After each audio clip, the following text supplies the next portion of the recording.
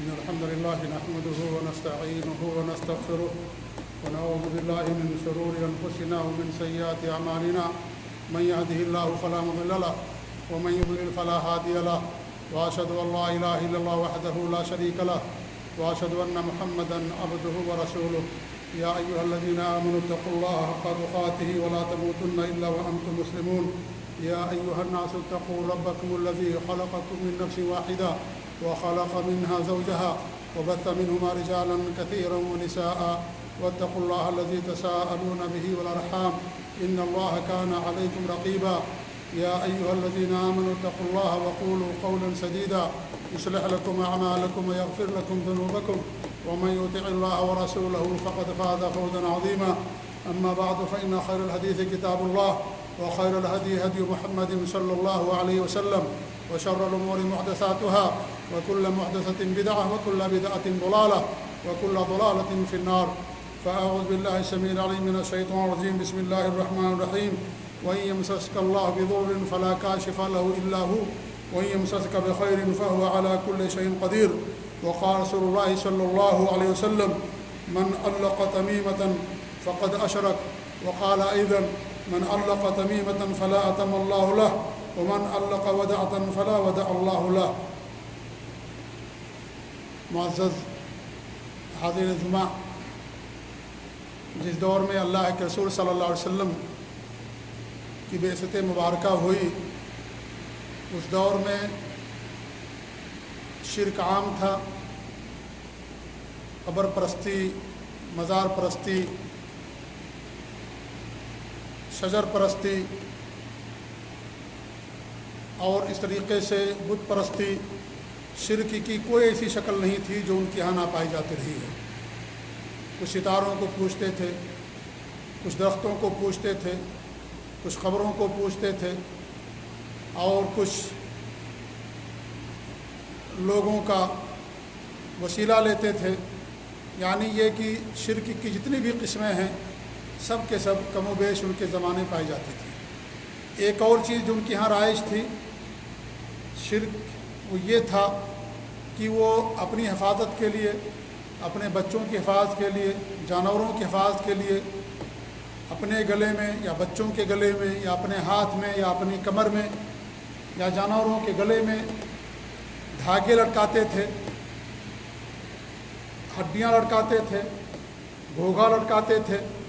دانت وغیرہ لٹکاتے تھے اور یہ سمجھتے تھے کہ اس سے ہمارا جانور نظر بد سے محفوظ رہتا ہے، یا ہمارے بچے نظر بد سے محفوظ رہتے ہیں، یا ہماری جان کی حفاظت ہوتی ہے۔ تو یہ چیز بھی ان کے یہاں رائج تھی کہ بیماریوں سے، مصیبتوں سے، نظر بد سے، آسیب سے بچنے کے لیے اپنے گلے کے اندر یا بچوں کے گلے کے اندر دانت یا دھاگا یا سیپی یا گھونگھا یا اور بھی چیز، سانپ کی ہڈی، کھچوے کی ہڈی، ان تمام چیزوں کو لٹکا دیا کرتے تھے، اپنے جانوروں کی گردنوں میں بھی لٹکا دیا کرتے تھے۔ خاص طور سے جانور بچہ دیتا تھا تو یہ ہوتا تھا کہ کہیں تھن کو نظر نہ لگ جائے اور بچہ کہیں مر نہ جائے، تو اس طریقے سے جانور کے گلے میں گائے ہوتی تھی یا اونٹنی ہوتی تھی، اس کے گلے کے اندر سیپی اور گھوگھا لٹکا دیا کرتے تھے اور یہ سمجھتے تھے کہ اس سے ہمارے جانور کی حفاظت ہوتی ہے، نظر بد سے ہمارا جانور بچ جاتا ہے۔ دین اسلام آیا، اللہ رب العالمین ان تمام چیزوں کو شرک قرار دیا۔ دینے والا اللہ رب العالمین ہے، نفع نقصان کا مالک اللہ رب العالمین کی ذات ہے۔ اللہ رب العالمین نے قرآن مجید کے اندر بہت ساری آیتوں میں فرمایا ہے، جس کا مفہوم یہ ہے، جو آیت میں نے پڑھی ہے اس طرح کی بہت ساری آیتیں ہیں۔ وَإِن يَمْسَسْكَ اللَّهُ بِضُرٍّ فَلَا كَاشِفَ لَهُ إِلَّا هُوَ، اگر اللہ رب العالمین آپ کو نقصان پہنچانا چاہے تو کوئی اس کو ہٹا نہیں سکتا۔ وَإِن يَمْسَسْكَ بِخَيْرٍ فَلَا رَادَّ لِفَضْلِهِ، اور اللہ رب العالمین اگر تمہیں خیر اور بھلائی پہنچانا چاہے تو کوئی اس کے فضل اور خیر کو روک نہیں سکتا۔ وَهُوَ عَلَى كُلِّ شَيْءٍ قَدِيرٌ، اللہ تعالیٰ ہی ہر چیز پر قادر ہے۔ اللہ کے علاوہ کسی کو نفع نقصان کا مالک سمجھنا یہ اللہ رب العالمین کے ساتھ شرک ہے، اور یہ بڑا شرک ہے، اور اس کا ارتکاب مکہ کے مشرکین کیا کرتے تھے۔ اسی لیے اپنے جانوروں کے گلے میں، اپنے گلوں میں ان چیزوں کو لٹکایا کرتے تھے۔ اللہ کے رسول صلی اللہ علیہ وسلم کی بہت ساری حدیثیں ہیں جن میں ان کو ہمارے نبی نے شرک قرار دیا۔ اللہ کے رسول صلی اللہ علیہ وسلم کی حدیث من علق تمیمۃ فقد اشرک، جس نے تمیمہ لٹکایا اس نے اللہ رب العالمین کے ساتھ شرک کیا۔ تمیمہ کسے کہتے ہیں؟ تمیمہ وہی دانے، مالے یا دھاگا یا ہڈیاں یا سیپی، گھوگا جو اس زمانے میں لوگ لٹکایا کرتے تھے، اسی کو تمیمہ کہا جاتا ہے۔ تو ہمارے نبی نے فرمایا جس نے تمیمہ لٹکایا اس نے اللہ رب العالمین کے ساتھ شرک کیا۔ اگر وہ سمجھتا ہے کہ یہ دھاگا، یہ سیپی یا گھوگا ہی نفع نقصان کا مالک ہے تو بڑا شرک کرتا ہے، اور ایسا شرک کرنے والا ہمیشہ میں جہنم کے اندر رہے گا۔ اور اگر یہ سمجھتا ہے کہ نہیں، دینے والا اللہ تعالیٰ ہے، وہی سب کچھ دور کرنے والا ہے، اور یہ ذریعہ ہے، یہ گھونگا اور سیپی اور ہڈی گلے میں لٹکانا یا دھاگا باندھنا، اگر اس کو ذریعہ سمجھتا ہے تو یہ بھی اللہ رب العالمین کے ساتھ شرک ہے۔ یہ چھوٹا شرک ہے، پہلے والا بڑا شرک ہے۔ اگر وہ سمجھتا ہے کہ اللہ تعالیٰ ہی نفع نقصان کا مالک ہے، اللہ تعالیٰ ہی پریشانیوں کو دور کرنے والا، مصیبتوں کو دور کرنے والا، لیکن یہ ذریعہ ہے ہمارے لیے، اس کی وجہ سے ہماری بلائیں دور ہوتی ہیں، اس کی وجہ سے مصیبتیں دور ہوتی ہیں، ہم نظر بد سے بچتے ہیں، اگر یہ عقیدہ رکھتا تو یہ بھی اللہ رب العالمین کے ساتھ شرک ہے۔ کیونکہ اللہ رب العالمین نے تانت کو، دھاگے کو اور کڑے کو، چھلے کو، دھاگے کو اللہ رب العالمین نے ذریعہ نہیں بنایا ہے صحت کا، شفا کا یا پریشانیوں کے دور کرنے کا ذریعہ اللہ نے اس کو نہیں بنایا۔ اس لیے انسان اگر اس کو ذریعہ سمجھتا ہے تو بھی اللہ رب العالمین کے ساتھ شرک کا ارتکاب کرتا ہے۔ بس فرق یہ ہے کہ چھوٹا شرک ہوگا اور وہ بڑا شرک ہوگا جو یہ سمجھتا ہے کہ دھاگے اور یہ ساری چیزیں یہ سب کیا ہیں، یہ نفع نقصان کا مالک ہے۔ بہت ساری حدیث ہے جس میں آپ نے ان کو شرک قرار دیا۔ ایک حدیث میں آپ فرماتے ہیں من علق تمیمۃ فلا تم اللہ لہ، جسے تمیمہ لٹکایا، دانے وغیرہ اور دھاگے وغیرہ لٹکایا، اللہ رب العالمین اس کی مراد پوری نہ کرے۔ ومن تعلق ودعۃ فلا ودع اللہ لہ، اور جس نے سیپی، گھوگا وغیرہ لٹکایا، اللہ تعالیٰ اس کو راحت نہ دے، اللہ تعالیٰ اسے آرام نہ دے۔ یہ مسند احمد کی روایت ہے۔ اس طریقے سے اللہ کے رسول صلی اللہ علیہ وسلم کی ایک حدیث رویفہ بن ثابت رضی اللہ عنہ فرماتے ہیں کہ ہمارے نبی نے فرمایا تھا ان سے کہ ممکن ہے اللہ تعالیٰ تمہیں لمبی زندگی عطا فرمائے تو یہ میری طرف سے بتا دینا لوگوں کو کہ جو اپنی داڑھی میں گرہ لگائے، گرہ لگانا، داڑھی کو بٹنا، جیسے ہندوستان کے اندر سکھ کرتے ہیں، داڑھی کو بٹتے ہیں، وہ اس طریقے سے ہمارے نبی نے فرمایا جو اپنی داڑھی کے اندر گرہ لگاتا ہے اور اس طریقے سے یا تانت لٹکاتا ہے یا چوپائے کی لید اور اس کی ہڈی سے استنجا کرتا ہے، تو ایسے لوگوں سے بتا دینا کہ محمد صلی اللہ علیہ وسلم ایسے لوگوں سے بری اور بے نیاز ہیں، ایسے لوگوں سے بے نیاز ہیں جو داڑھی کے اندر گرہ لگاتا ہے یا اس طریقے سے چوپائے کی لید اور گوبر اور ہڈی سے استنجا کرتا ہے یا اس طریقے سے اپنے گلے کے اندر تانت لٹکاتا ہے، ایسے لوگوں سے بتا دینا کہ اللہ کے رسول صلی اللہ علیہ وسلم بیزار اور بری ہیں، ایسے لوگوں کا اللہ کے رسول صلی اللہ علیہ وسلم سے کوئی تعلق نہیں ہے۔ تو اس سے معلوم ہوا کہ گلے کے اندر ان چیزوں کا لٹکانا یہ اللہ رب العالمین کے ساتھ شرک ہے۔ اس طریقے سے ابو بشیر رضی اللہ تعالیٰ عنہ سے روایت ہے، وہ کہتے ہیں کہ اللہ کے رسول صلی اللہ علیہ وسلم نے ایک قاصد بھیجا اور سفر کے اندر وہ تھے اور کہا کہ جس بھی اونٹ کی گردن میں تمہیں کوئی تانت نظر آئے یا اس طریقے سے کوئی مالا نظر آئے تو تم ان تمام چیزوں کو کاٹ دینا۔ زمانے جاہلیت کے اندر میں نے بتایا کہ لٹکایا کرتے تھے جانوروں کو گلے کے اندر، کس سے؟ مصیبت سے بچنے کے لیے، پریشانیوں سے بچنے کے لیے۔ تو ہمارے نبی نے باقاعدہ قاصد بھیجا اور کہا جاؤ دیکھو جانوروں کو، اونٹ کو جس کے گردن کے اندر بھی یہ مالا یا اس طریقے سے دھاگا نظر آئے، تانت نظر آئے تو اس کو کاٹ دینا۔ ہمارے نبی نے باقاعدہ یہ حکم دے کر کے بھیجا ایک قاصد کو۔ تو اس طریقے سے یہ ساری چیزیں کرنا شریعت کے اندر حرام ہیں۔ اس طریقے سے ایک اور روایت آتی ہے کہ اللہ کے رسول فرماتے ہیں ان رقاوتی ولتا والتمائم شرکن، شرکیہ جھاڑ پھونک کرنا، پرے منتر، یہ سب اور تمائم، تعویذ اور گھنٹے کو لٹکانا، یہ کیا ہے؟ اللہ رب العالمین کے ساتھ شرک کرنا ہے۔ بہت ساری حدیثیں ہیں جن میں آپ صلی اللہ علیہ وسلم نے ان تمام چیزوں کو شرک قرار دیا۔ عبداللہ بن مسعود رضی اللہ تعالیٰ عنہ کی بیوی ہیں زینب رضی اللہ تعالیٰ عنہ، ان کو ایک بیماری تھی واہنہ، تو ان کے پاس ایک عورت جھاڑ پھونک کرنے کے لیے آئی اور اس نے دھاگے کے اندر جھاڑ پھونک کر کے، دھاگے کے اندر پڑھ کر کے کچھ دے دیا اور حضرت زینب نے اس کو ہاتھ یا گلے میں لٹکا لیا۔ عبداللہ بن مسعود رضی اللہ تعالیٰ عنہ آئے، کہا یہ کیا ہے؟ کہا کہ مجھے ایک بیماری ہے اور عورت نے اس پر دم کر کے دیا ہے، دم کر کے دیا اس لیے میں نے اس کو پہنا ہے۔ تو عبداللہ بن مسعود رضی اللہ عنہ نے فرمایا کہ عبداللہ بن مسعود کے گھر کے اندر شرک نہیں ہو سکتا، اور یہ حدیث سنائی ان الرقا والطیب والعطا والتمائم شرکن، شرکیہ جھاڑ پھونک کرنا، پریب منتر کرنا اور تعویذ گھنٹے لٹکانا، دھاگے لٹکانا، یہ اللہ رب العالمین کے ساتھ شرک ہے۔ کینچی لی اور کینچی سے اس دھاگے کو کاٹ دیا۔ انہوں نے کوئی شرکیہ جھاڑ پھونک نہیں کیا تھا، انہوں نے دم کیا تھا، لیکن اس کے باوجود بھی اس دھاگے کو پہننے کو انہوں نے شرک قرار دیا۔ اس سے معلوم ہوتا ہے کہ اگر دھاگے پر کچھ پڑھ بھی دیا جائے اور انسان گلے کے اندر لٹکا لے، یہ بھی جائز نہیں، یہ بھی شریعت کے اندر حرام اور ناجائز ہے۔ یہ بھی کیا حرام اور ناجائز ہے، جیسا کہ عبداللہ بن مسعود رضی اللہ تعالیٰ نے باقاعدہ اس کا جو ہے اس قینچی سے لے کر کے اس کو کاٹ دیا۔ اس طریقے سے عمران بن حسین رضی اللہ عنہ فرماتے ہیں کہ اللہ کے رسول صلی اللہ علیہ وسلم نے ایک آدمی کے ہاتھ میں پیتل کا کڑا دیکھا تو فرمایا انزعھا فإنہ لا یزیدک الا وہنا، اس کو تم نکال دو کیونکہ تمہاری کمزوری ہی بڑھائے گا، اور اگر ولو مت وہی علیک فما افلحت ابدا، کہ اگر تم اس حالت میں مر گئے یہ کڑا پہنے ہوئے تو تم کبھی بھی کامیاب نہیں ہوگے، کیونکہ کڑا اور چھلا اگر انسان پہنتا ہے تو اللہ رب العالمین کے ساتھ شرک کا ارتکاب کرتا ہے، لہذا یہ کبھی بھی پہننے والا انسان کامیاب نہیں ہوگا، آخرت میں اس کو کامیابی نہیں ملے گی۔ اگر کوئی آدمی ان چیزوں کو پہنتا ہے، ہمارا اللہ کی ذات پر ایمان ہے، اللہ نفع نقصان کا مالک ہے، وہی پریشانیوں کو دور کرنے والا، خود اللہ کے رسول صلی اللہ علیہ وسلم کو بھی اللہ رب العالمین نے اس چیز کا اختیار نہیں دیا تھا،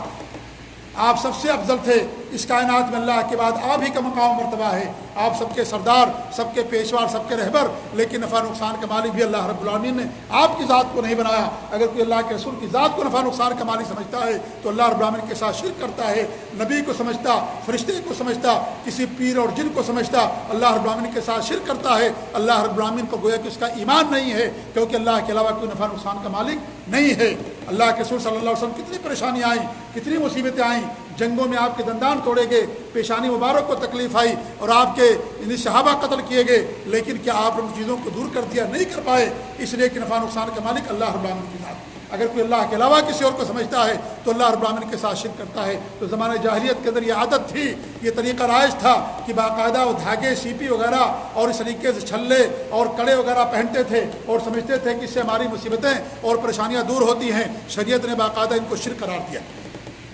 آج اگر یہ کوئی کرتا ہے، کوئی مسلمان اللہ رب العالمین کے ساتھ شرک کرتا ہے۔ آج یہ چیز ہمارے یہاں نہ ہو کر کے لوگ قرآن کے نام پر تعویذیں دیتے ہیں اور اس طریقے سے دھاگے میں دم کر کے، دھاگے میں پڑھ کر کے لوگ دیتے ہیں، اور اس طریقے سے لوگ اپنے ہاتھوں میں اور پاؤں میں اور اس طریقے سے اپنی گردن کے اپنی کمر کے اندر اس کو لٹکاتے ہیں۔ میں نے مدینے کے اندر دیکھا اعتکاف کے اندر کہ لوگ آئے ہوئے تھے دوسرے ملکوں سے، لیکن ان کے پاؤں کے اندر دھاگے بدے ہوئے تھے۔ ہم نے کہا یہ کیا ہے؟ کہا کہ اس پر جو ہے آیتیں پڑھی گئی ہیں یا اس پر دم کر دیا گیا، اس لیے میں نے اس کو پہن رکھا۔ کوئی کہتا تھا امام ضامن باندھ کر کے آیا ہے، نعوذ باللہ من ذالک۔ امام ضامن یعنی جو امام ہے وہ ضامن ہے، وہ ان کی حفاظت کرے گا، نعوذ باللہ۔ اللہ سے بڑھ کر کے کوئی ضامن نہیں، اللہ سے بڑھ کر کے کوئی حفاظت کرنے والا نہیں۔ اللہ کو چھوڑ کر کے ہم نے غیروں کو، انسانوں کو اور اس طریقے سے دوسرے لوگوں کو محافظ سمجھ لیا، کیوں ہماری جان کی حفاظت کریں گے، بیماریوں اور پریشانیوں سے ہم کو بچائیں گے۔ یہ بھی میرے بھائیوں حرام، ناجائز، یہ بھی کرنا حرام ہے شریعت کے اندر، کہ انسان قرآن کے نام پر تعویذ اگر پہنتا ہے تو یہ بھی صحیح قول کے مطابق یہ ہے کہ یہ بھی حرام و ناجائز ہے، یہ بھی صحیح نہیں ہے، کیونکہ قرآن کریم کو اللہ رب العالمین نے شفا کا ذریعہ ضرور بنایا ہے، شفا ہے اس کے اندر، لیکن اس کا شفا کا طریقہ بھی اللہ رب العالمین نے بتا دیا ہے۔ شفا کا طریقہ کیا؟ اس کو پڑھ کر کے دم کرنا، اس کو پڑھ کر کے پھونکنا مریض کے اوپر یا اپنے اوپر پھونکنا، یہ طریقہ ہے۔ یہ طریقہ نہیں کہ اس کو لکھ کر کے آپ گلے میں لٹکا لیں یا آپ جو ہے اپنے ہاتھ میں لٹکا لیں یا اپنی کمر میں لٹکا لیں، یہ طریقہ نہیں ہے۔ جیسے دوا ہے، دوا میں اللہ رب العالمین نے شفا رکھا ہے، دوا میں شفا رکھا اللہ رب العالمین نے، دوا کو اللہ نے شفا کا ذریعہ بنایا ہے، لیکن جو طریقہ اس طریقے کو بنائیں گے تب اللہ رب العالمین آپ کو دوا کے اندر شفا دے گا۔ زیتون کے اندر شفا ہے، شہد کے اندر شفا ہے، آپ زیتون مت کھاؤ، زیتون کو پوٹلی میں باندھ کر کے گلے میں لٹکا لو، شہد مت کھاؤ، شہد کو باندھ کر کے گلے میں لٹکاتے پھر وہ کیا شفا ملے گی؟ اللہ رب العالمین نے دوا ٹیبلٹ کے اندر شفا رکھا ہے، آپ ٹیبلٹ مت کھاؤ، ٹیبلٹ کو آپ گلے میں باندھ لو اور کہو کہ دوا میں اللہ نے شفا رکھا ہے تو کیا اس سے شفا ملے گی؟ قطعاً نہیں ملے گی۔ سیرپ انسان پیتا ہے، اب اس سیرپ کو پینے کے بجائے اپنے جسم پر آپ پوت لیں گے تو کیا آپ کو فائدہ ہوگا؟ مرہم ہے، مرہم انسان زخم پر لگاتا ہے،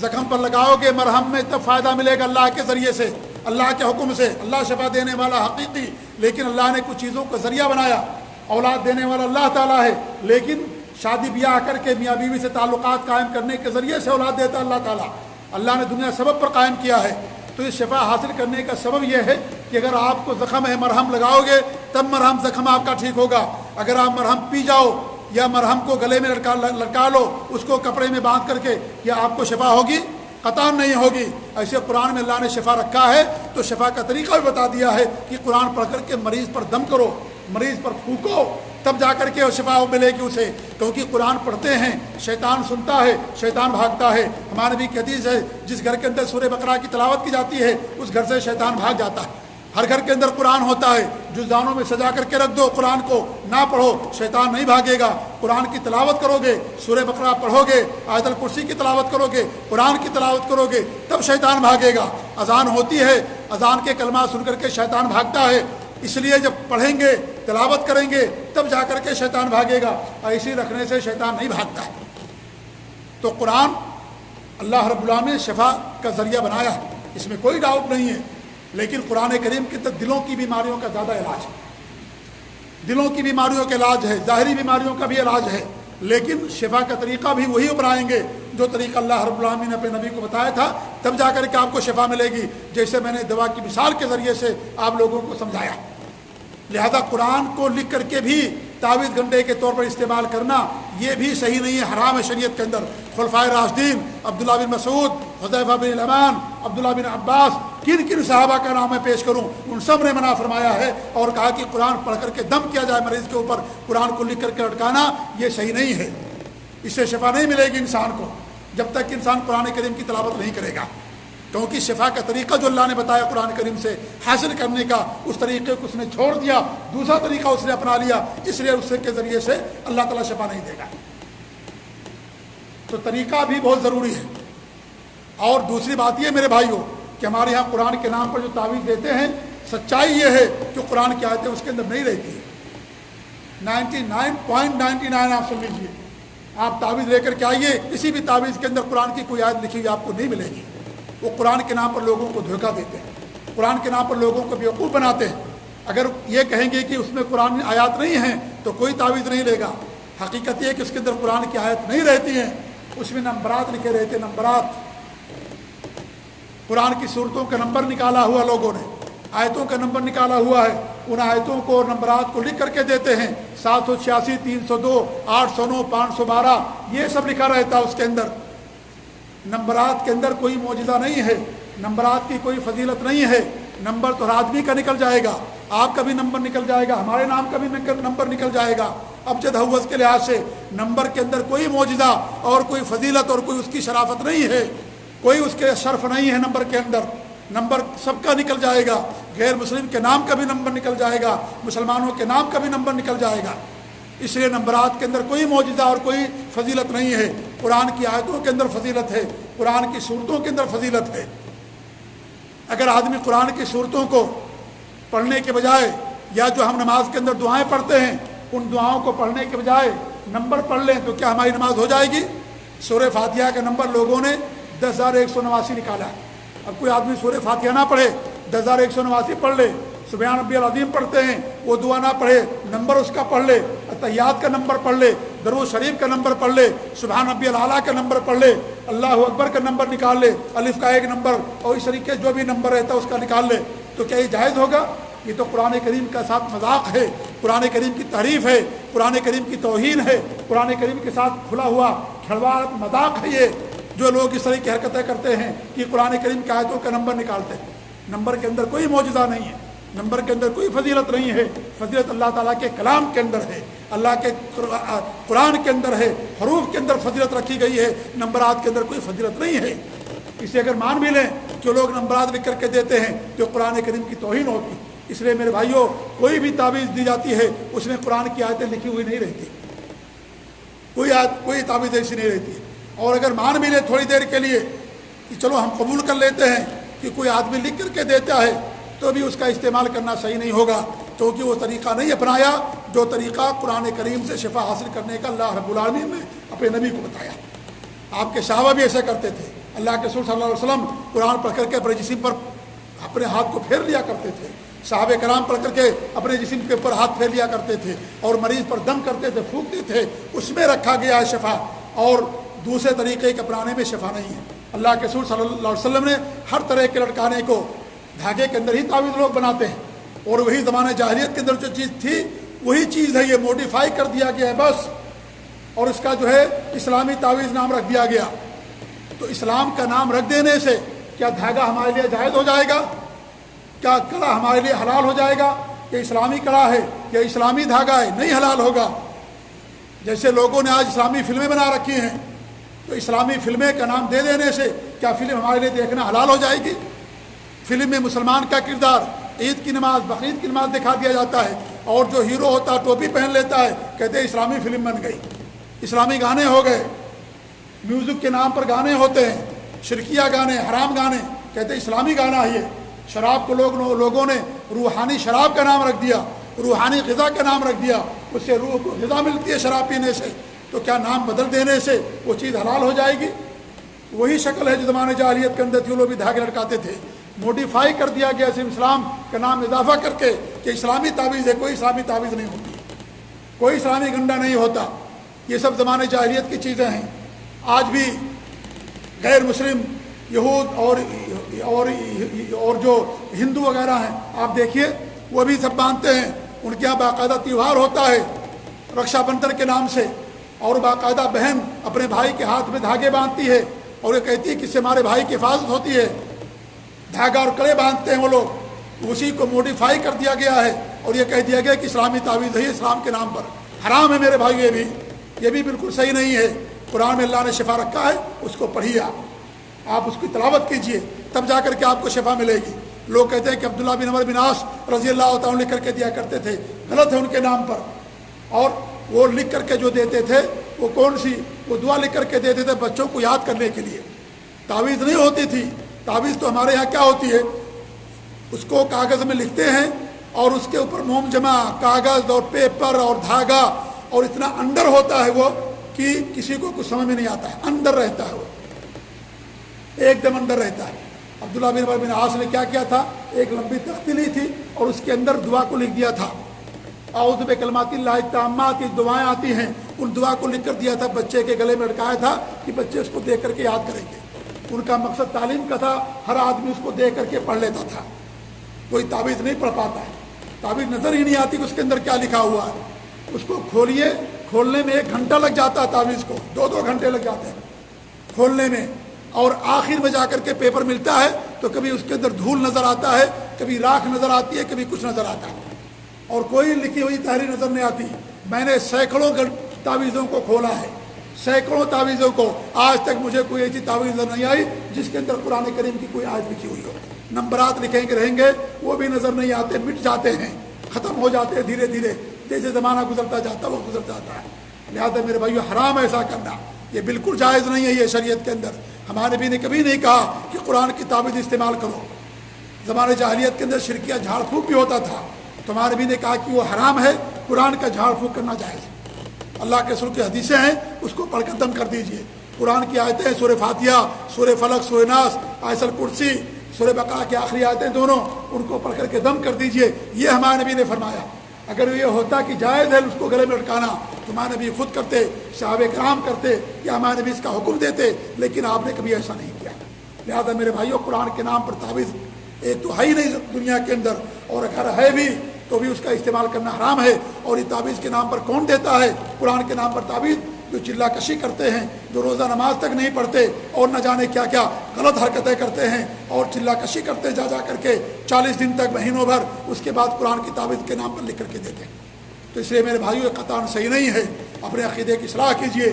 اور اللہ رب العالمین سے دعا کیجیے، اللہ ہی نفع نقصان کا مالک ہے۔ اور آج حالت یہ ہو گئی ہے کہ لوگ باقاعدہ ڈرتے ہیں، تعویذ اگر ان کے گلے میں ہوتی ہے اور ہم اس کو مانگیں کہ دے دو، ہم اس کو جو جلا دیتے، نکال دیتے ہیں، لوگوں کا اتنا اعتماد اس کے اوپر ہو گیا، وہ سمجھتے ہیں کہ ہمارے لیے پریشانی ہو جائے گی، ہمارے لیے مصیبت ہو جائے گی، تعویذ کو نہیں دیتے۔ اور اللہ کے رسول کی صاف حدیث ہے، اللہ کے رسول سچ فرمایا کہ جو کسی چیز کو لٹکاتا ہے وہ اس کو اسی کے حوالے کر دیا جاتا ہے۔ آج یہی صورتحال ہو گئی ہے کہ تعویذ لوگ لٹکاتے ہیں، اللہ پر اعتماد ختم ہو جاتا ہے، تعویذ پر ان کا اعتماد ہو جاتا ہے۔ کہ یہی ہماری حفاظت کرتی ہے، یہی ہماری حفاظت کرنے والی چیز ہے۔ تو میرے بھائیوں، توکل کیجیے اللہ پر، اللہ پر ایمان رکھیے مکمل، اور اللہ ہی کو نفع نقصان کا مالک سمجھیے۔ یہ ساری چیزیں کرنا حرام ہیں، شریعت کے اندر قطعاً جائز نہیں ہیں، اس لیے سے ہم توبہ کریں۔ اللہ تعالیٰ سے ہماری دعا ہے کہ اللہ رب العالمین ہمیں توحید خالص پر قائم رکھے، اللہ رب العالمین ہمیں ہر طرح کے شرک سے، بدعات سے، خرافات سے اللہ تعالیٰ محفوظ رکھے، نبی کی سنت پر اللہ تعالیٰ ہم سب کو زندگی گزارنے کی توفیق دے، اور ہر طرح کی برائیوں سے اللہ رب العالمین ہم سب لوگوں کو محفوظ رکھے، آمین۔ بارک اللہ علیہ ولکم فی القرآن العظیم ونفعنی وإياكم بالآيات والذکر الحکیم، انہ تعالی جواد کریم الکم الرؤوف الرحیم۔